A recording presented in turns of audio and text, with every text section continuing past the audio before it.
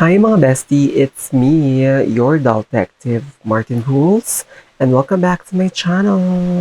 And you know what time it is? It's Philippine True Crime Stories. Kumusta kayo lahat? I hope you guys, girls, and my non-binary friends are safe and healthy. Kung bago kayo sa aking channel, hello, my name is Martin, or you can call me Tin.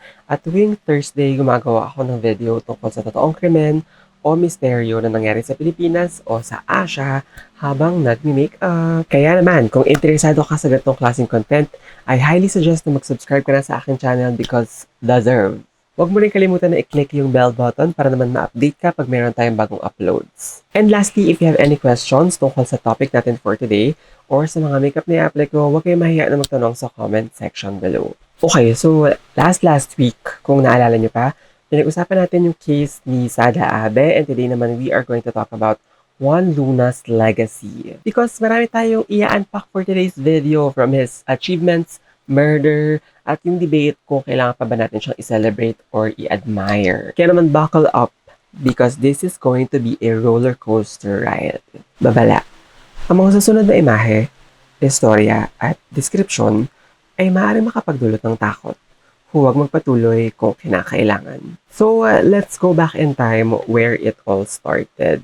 Si Juan Novicio Luna ay ipinanganak no October 23, 1857 sa town ng Badok, Ilocos Norte sa mga magulang na sina Joaquin Posadas Luna de San Pedro and Loriana Novicio Ancheta. Pangatlo si Juan sa magkakapatid at yung pangalan ng mga kapatid niya ay sina Mariana, Manuel, Joaquin Damaso, Jose Antonio, and Remedios. In 1861, nag-move yung family sa Manila at nag-aral itong si Juan sa Ateneo Municipal de Manila, kung saan nakuha niya yung degree niya in Bachelor of Arts. He then enrolled at Escuela Nautica de Manila, now Philippine Merchant Marine Academy, and became a sailor. This took him to many places here in Asia. Pero every time na babalik siya sa Manila, he would take painting lessons under the illustrious teacher Lorenzo Guerrero sa Academia de Buho y Pintura or College of Fine Arts of the University of the Philippines. Si Don Guerrero immediately spotted his potential at siya yung nag-convince sa parents ni Juan na ipadala ito sa Spain to further hone his talent. Kaya noong 1875 or 1877, pumunta si Juan together with his brother na si Manuel sa Barcelona. Yung brother niya na si Manuel studied music and si Juan naman painting sa Escuela de Bellas Artes de San Fernando or San Fernando School of Fine Arts in Madrid. May mga sabi-sabi sa Spain, naging kapansin-pansin yung talento ni Luna. May iba naman ang sabi he was discontented sa style of teaching sa school. Kaya naman he befriended and took a private lesson under Alejo Vera, isang famous contemporary painter sa Spain. Vera was deeply impressed with Juan's skills. So much so that when he had to undertake commissions in Rome, he would take his student with him. Juan was exposed to the art of Renaissance painters, and Rome was like a playground to him. He loved the grandeur of Rome and the artistic freedom in the Italian capital. Of course, he was in his early 20s and adored the liberal spirit that triggered his creative mind. He was enthralled with the works of the masters and openly imbibed the passion of classical painters like Michelangelo and Raphael.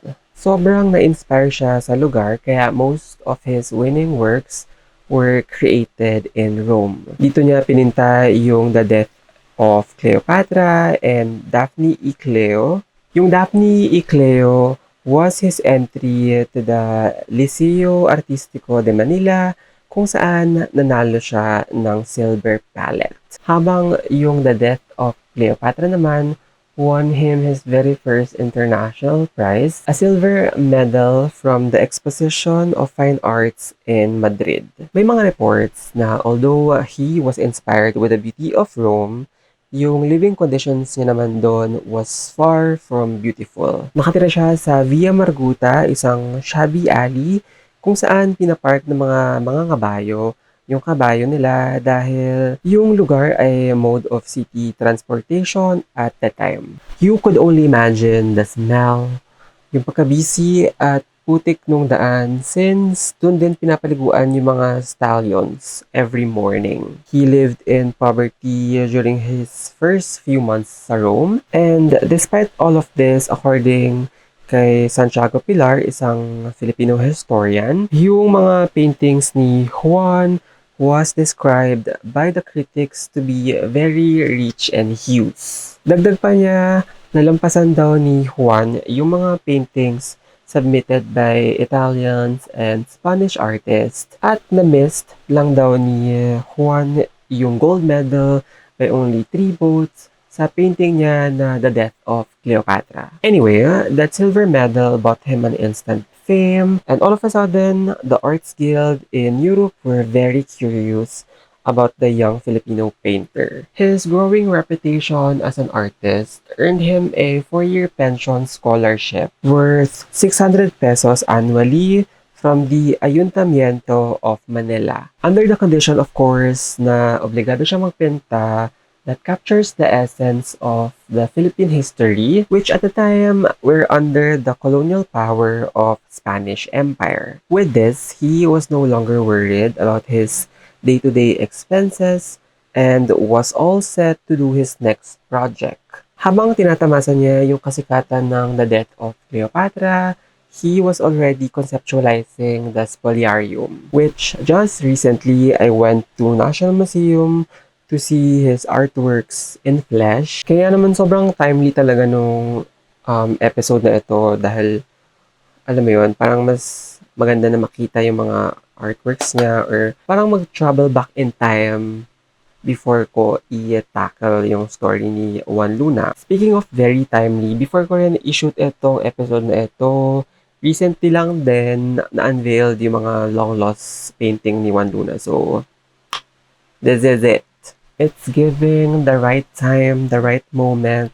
Ganon! Char. Speaking of spoliarium, let's talk about it because there is a story behind it. Yung idea ay galing sa libro by Charles Louis de Zobri titled Rome in Time of Augustus, Adventures of Gaul in Rome. In the story, yung lead character is awakened by crying voices from the Roman amphitheater. When he goes to the basement to check, he met by a tragic scene. A wounded gladiator crying in pain as members of his family mourn by his side. Yun yung galing sa libro, pero yung painting itself has a deeper meaning ayon sa mga historians. Yung painting featured a glimpse of Roman history centered on the bloody carnage brought by the gladiator matches. And yung spoliarium is a Latin word that refers to the basement of a Roman Colosseum, kung saan yung natalo at mga mamamatay ng gladiator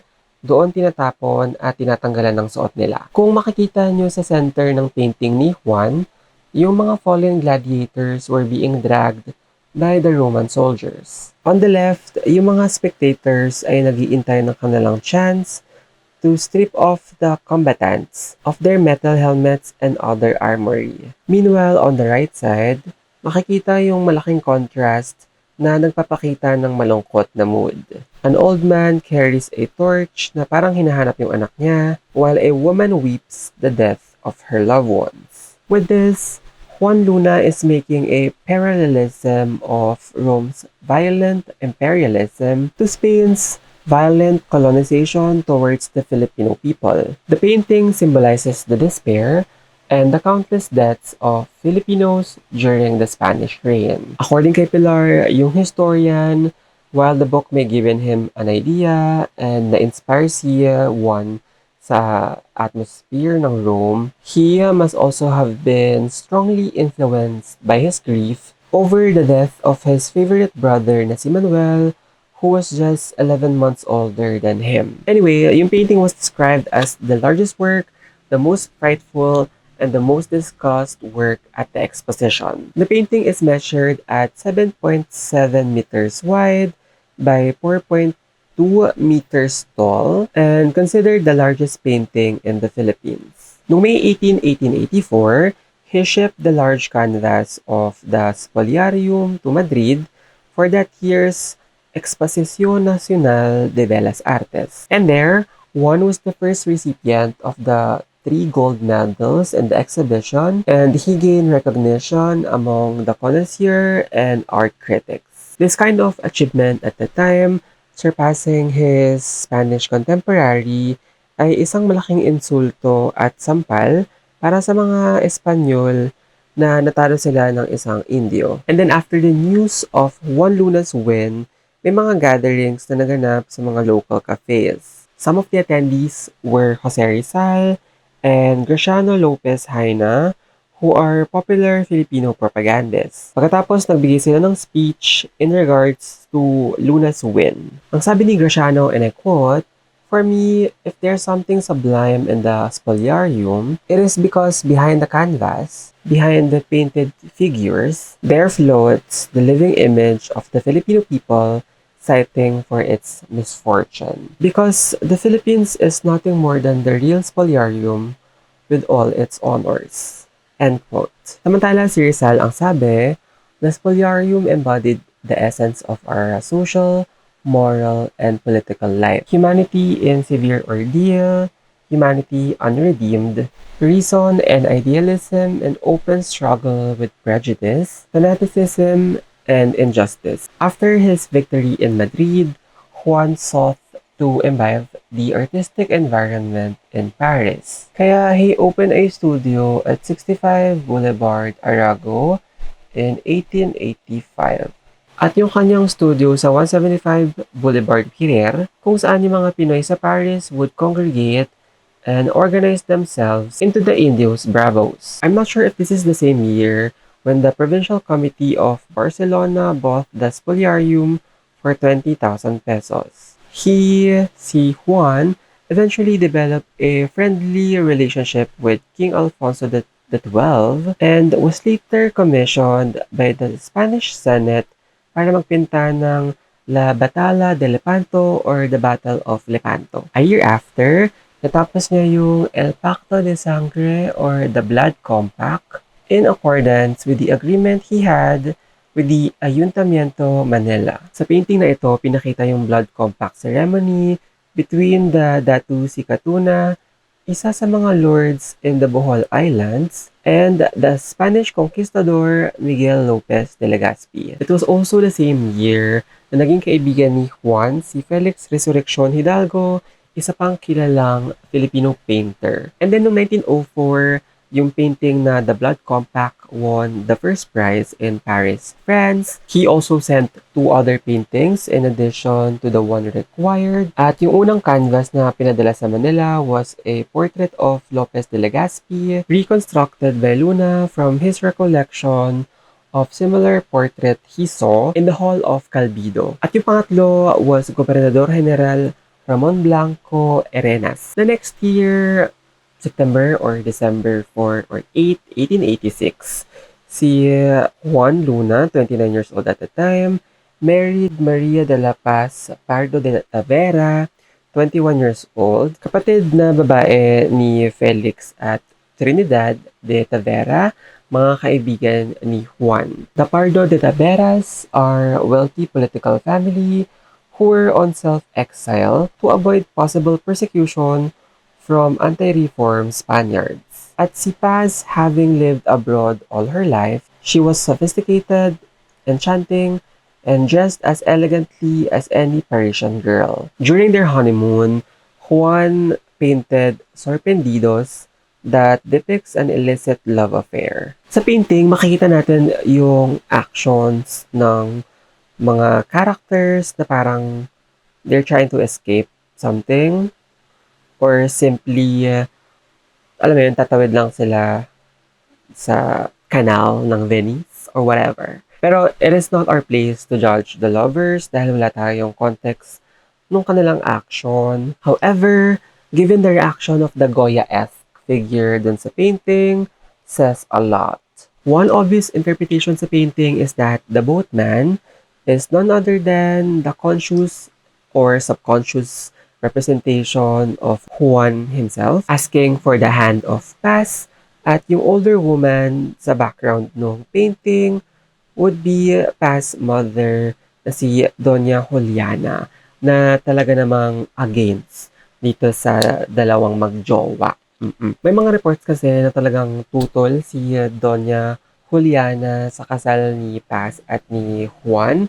Pero after siyang kausapin ng mga anak niya na si Felix at Trinidad, pumayag din siya eventually. Wala rin siyang nagawa. The next year, si Paz at si Juan had a son named Andres. Pinanganak siya noong September 9, 1887 and eventually became a famous Filipino architect.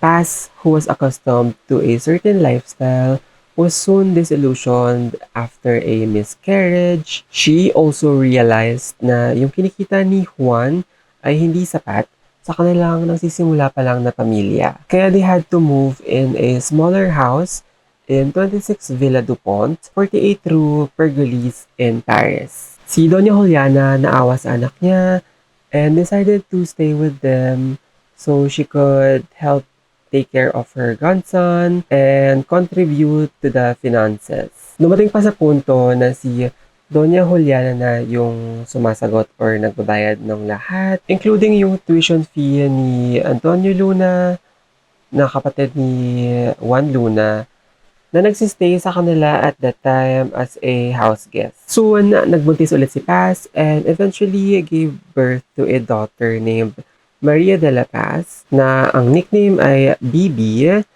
who sadly died at the age of 3. At yung death ni Bibi really affected Paz and si Juan. Paz's health declined and si Juan was inconsolable. At yung tatay ni Juan had also passed away at about the same time. Nirecommend ng mga doktor na magbakasyon muna si Paz para mag-improve yung health niya. She went to Mont d'Or and was accompanied by their son Andres, who was almost 5 years old, and their English nanny named Miss Bastley. On August 8, 1892, nagsulat ng letter si Juan kay Paz saying, and I quote, "My Ching Ching, to your Lulu, you are always the most beautiful of them all, and I ardently long for your return so I can paint your portraits, as I would like to while the weather remains warm. And do you know how I would like to paint your portraits? Answer me on this subject so I may know if you have guessed correctly. Now that your body is beautiful,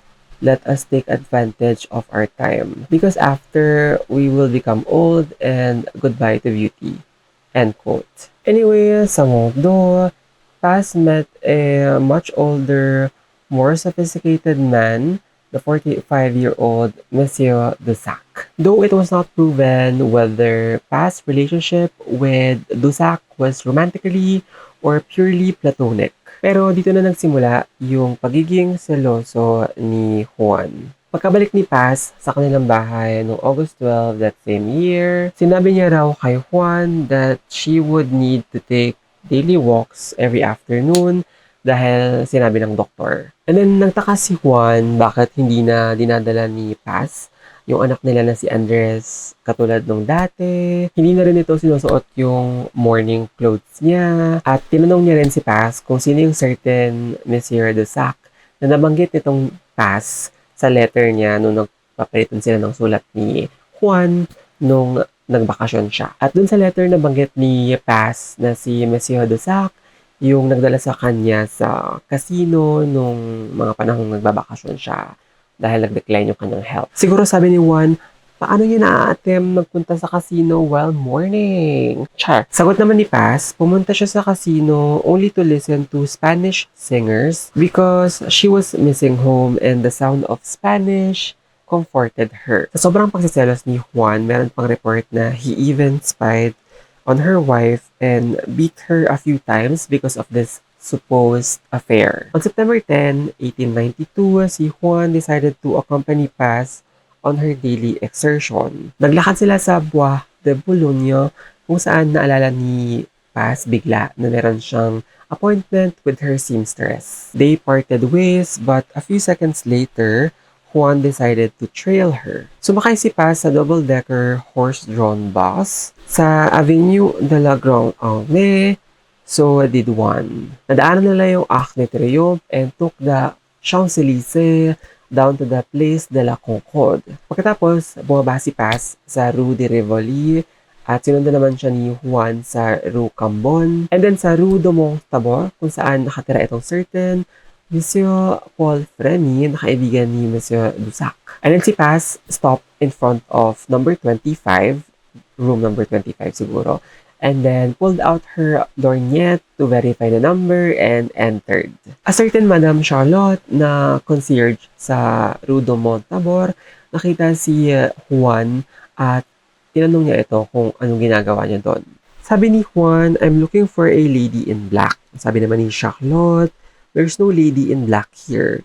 Leave immediately or I'll call the police. Hindi siya pinansin ni Juan and ran up the stairs, stopping at every floor to try the doors. Hingal na hingal, narinig ni Juan na sumara yung entrance door at pagkalingon niya, a man extended his hand to him. And he recognized na si Monsieur Dusac ito. Tinanong ni Juan kung dito ito nakatira. Ang sabi ni Dusac, hindi. Nakatira raw siya sa Avenue Clever and he came there to see a friend. Nung tinanong si Monsieur Dusac, ang sabi niya, and I quote, I made the acquaintance of Madame Luna, or si Paz, at Mondor. Our relations were of the most ordinary kind. On my return to Paris, I called upon Madame Luna on one of her reception days and was introduced to Monsieur Luna, who received me with cordiality. A fortnight ago, I was going to see a friend of mine, Monsieur Paul Fremy, who has a bachelor's apartment at 25 Rue de Montabor, where I met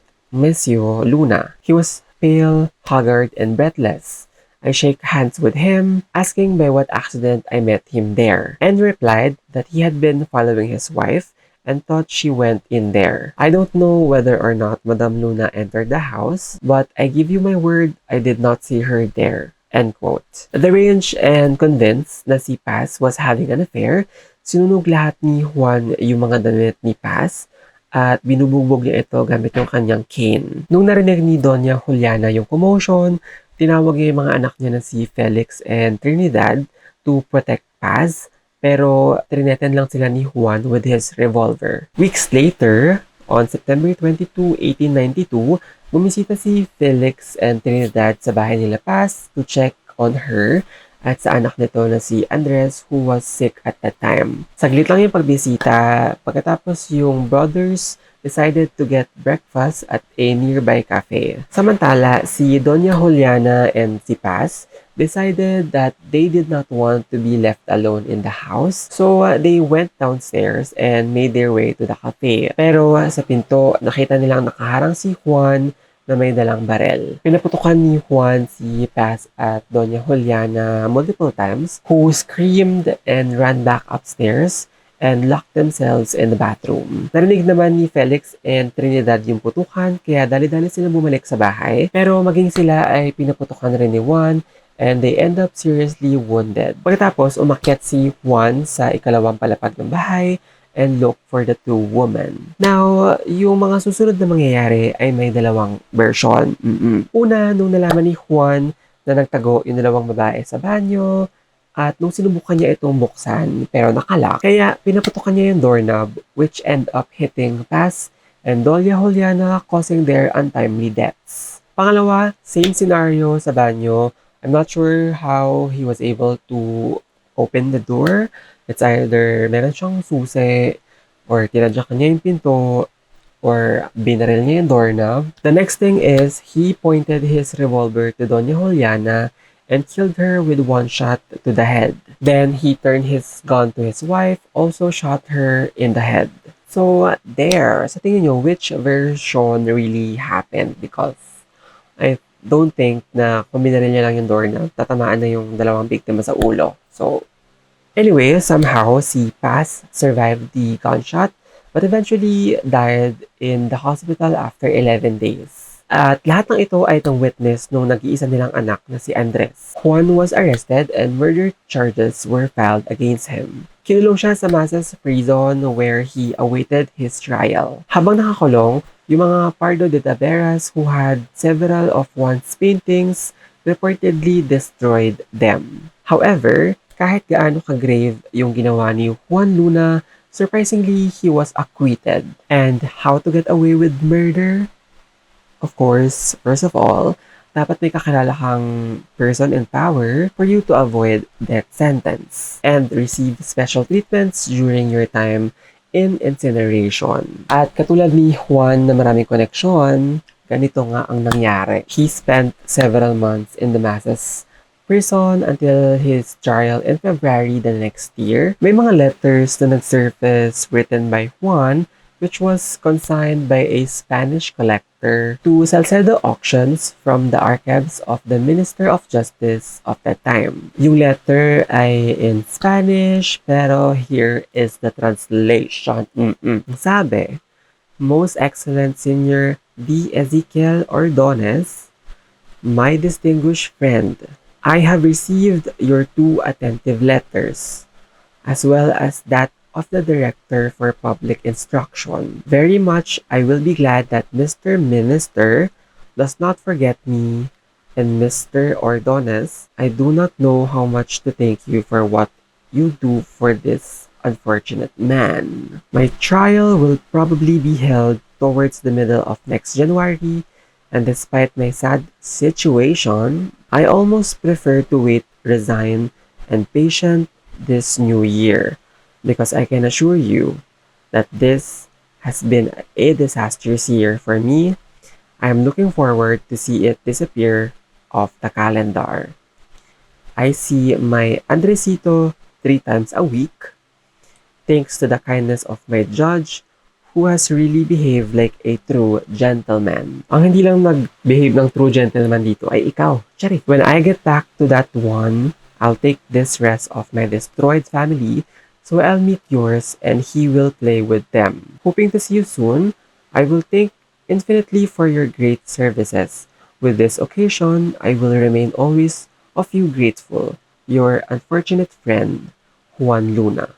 This certain Ezequiel Ordonez ay may malaking impluensya sa bayan ng Galicia and Bajo Minho. Born in 1843 in Villa de San Miguel in Pontevedra, Ordonez was an important political figure in the late 19th century. He was a deputy, lawyer, and senator. He was also a subsecretary or right-hand man of the Minister of Overseas Affairs, who was mainly dedicated to the affairs of the colonies. Nagstay din itong politician sa Pilipinas for some time in 1890 at pinakasalan yung mestiza na si Juana Maria Lecaros Anareta. Yung consigner ang sabi, yung friendship ni Juan and Ezequiel seems way back.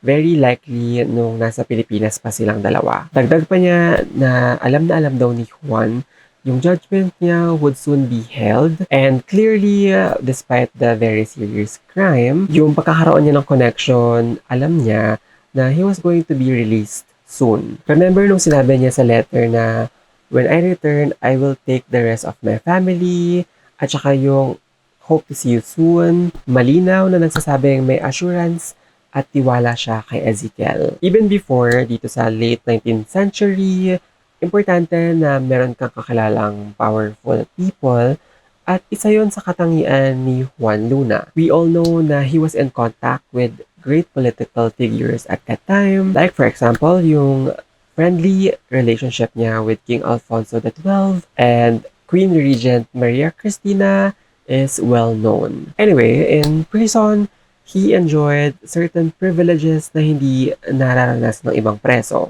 Halimbawa na lang yung cell niya ay malawak at maliwanag, that he could paint his canvases. Yung anak niya si Andres, who was then tutored and cared for by Antonio Luna, na kanyang brother, visited him 3 times a week.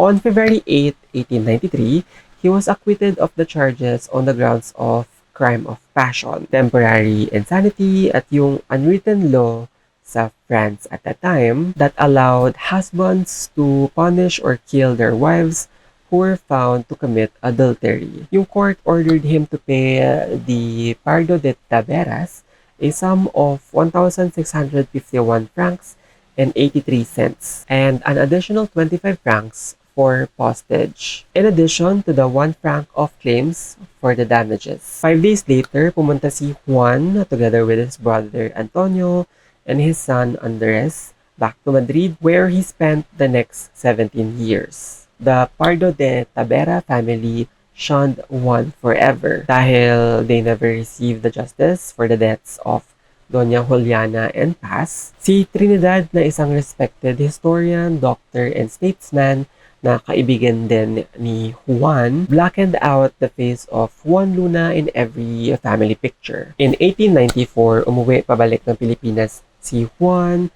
and did some paintings. Pagkatapos, nag-travel sa Japan noong 1896. Bumalik siya ng Pinas during the Philippine Revolution of the Cry of Balintawak. On September 16, 1896, Juan and Antonio Luna were arrested by the Spanish authorities for suspected sedition, since his brother na si Antonio was an active participant of the insurgent Katipunan movement. At kahit nakakulong siya, Juan was still able to produce paintings which he gave to a visiting priest. In December that same year, Jose Rizal, his friend, was executed. The next year, May 27, 1897, he was pardoned by the Spanish court during the birthday of King Alfonso XIII and was released from prison at nag-travel pabalik ng Spain in July. Pagkatapos ng Spanish-American War of 1898, bumalik siya ng Pilipinas. Juan was appointed by the Executive Board of the Philippine Revolutionary Government as a member of the Paris delegation, which was working for the diplomatic recognition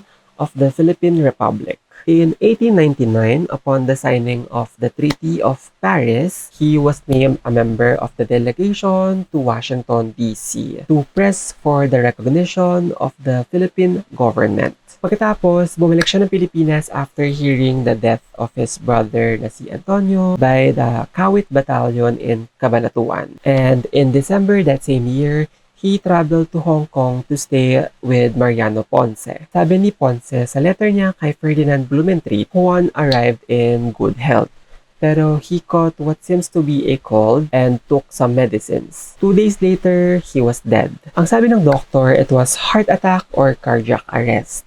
Pero many suspects, including his own brother na toxicologist na si Jose Luna, na he was poisoned. May mga sabi-sabi na behind his strange death are the Pardo de Taveras, taking justice in their own hands dahil sa death ng nanay at kapatid nila. Yung iba naman believe that it has something to do with the revolution resulting sa pagkamatay ng kapatid niya at mga kaibigan niya at yung all-out war in his motherland. Nilibing yung mga labi ni Juan sa Happy Valley Cemetery in Hong Kong, pero noong 1920s, it was exhumed and kept by his son na si Andres sa bahay nito. Later, tinransfer ito to a niche at the crypt of San Agustin Church. 5 years later, Juan would be reinstated as a world-renowned artist. At yung huling major work niya na Pipilwa or People and Kings was acclaimed as the best entry to the St. Louis World's Fair in St. Louis,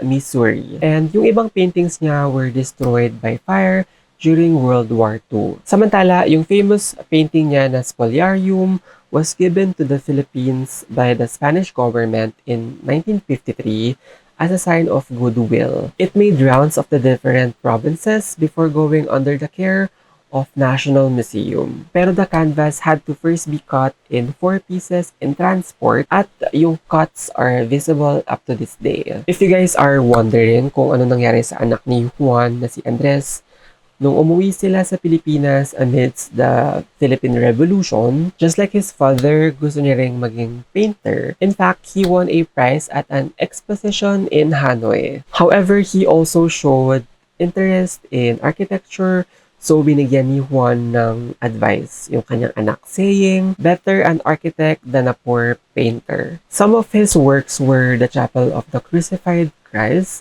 in St. Paul University, Manila in 1927, Lizares Mansion sa Iloilo City, St. Cecilia's Hall sa St. Scholastica College in 1932, Manila Hotel in 1935, Alfonso Sobel Mansion, Crystal Arcade Building in 1932, First United Building in 1928, Legarda Elementary School in 1922, Natalio Enriquez Ancestral House in Sariaya, Quezon in 1931, and Regina Building. So that is the story of Juan Luna. Let me know your thoughts in the comments below. Do you guys consider him a hero dahil sa pride na dinala niya sa bansa, or condemn him on his actions sa kanyang personal life, or both? I actually had a discussion with my friend about this. At ang pagkakasabi ko, if I'm not mistaken, we can admire yung art, pero we can't glorify yung artist. And eventually, I came across this phrase, separating the art from the artist, which have been debated in creative fields, world of academia, and across 100 of platforms. Dahil yung pag-separate ng art sa artist entails evaluating the piece of work without being influenced by the personal details of the artist, positive or negative. And ang sabi ng D. Asbury Collegian, it is entirely possible to recognize that a person is talented and their art is good while also recognizing their faults. However, I stumbled upon sa article ng commonwealthtimes.org about this topic. At ang issue daw sa praise na ito ay tinatrato daw nito yung artist at yung kanilang artworks as a two separate entities. Dahil ang pagiging artist daw is a deep, intimate experience, and they are often drawn from their own stories to create their art. To remove an artist from their creation, decontextualize their work, and it leaves devoid of meaning. At yung reason why separating the art from the artist is a cop-out is because artists are their art. Everything they create is an extension of themselves and a glimpse into their reality. Clearly, there are nuances to the debate, and each case is different depending on the context or purpose of the art. Si Dr. Anna Hetherington, Visual Arts Department Chair, said, while Paul Gauguin, isang French artist, had a highly problematic biography, many historians believe that his art was historically significant enough to continue teaching. Just like Pablo Picasso and his rampant misogyny and documented physical abuse of women do not diminish the technical brilliance of his art, nor the tremendous influence of his acclaimed masterpiece on art history. Sabi ito ni William Louis ng thebradford.org. Dagdag pa niya, it's a personal choice whether or not to enjoy or support any particular artist, problematic or not. Personally, ako medyo torn sa mga nabasa ko dahil may tama sila.